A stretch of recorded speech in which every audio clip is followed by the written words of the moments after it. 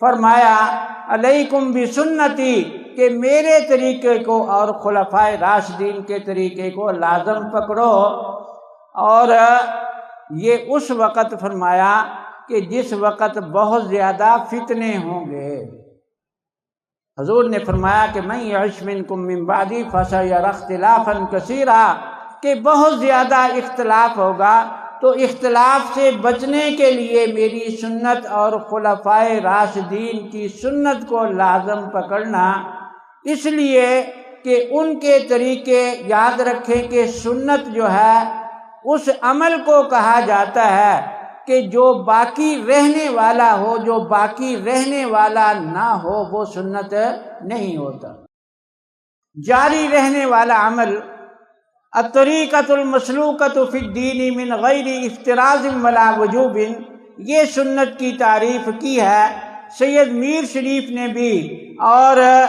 دوسرے حضرات نے بھی۔ بڑی جامع معنی تعریف ہے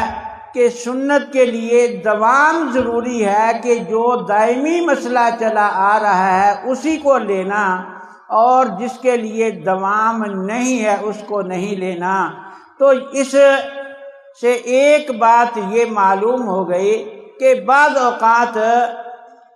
اکابر کے کچھ اقوال شاذ ہوتے ہیں۔ آج کل جتنے فرقے ہیں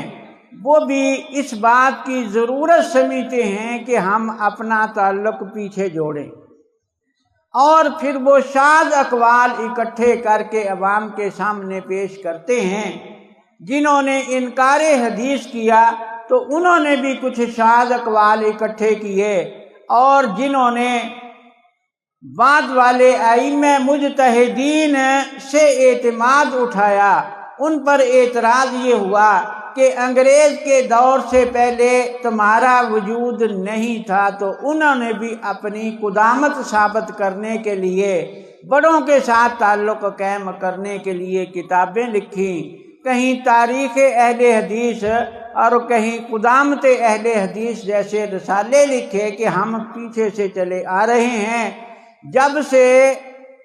حدیث آ رہی ہے اسی وقت سے ہم اہل حدیث ہیں۔ لیکن یاد رکھیں کہ اہل حدیث بمعنی منکر فقہ، ان کا وجود جو ہے، نقوش ابو الوفا کتاب ہے ابو یحییٰ خان نشیروی کی،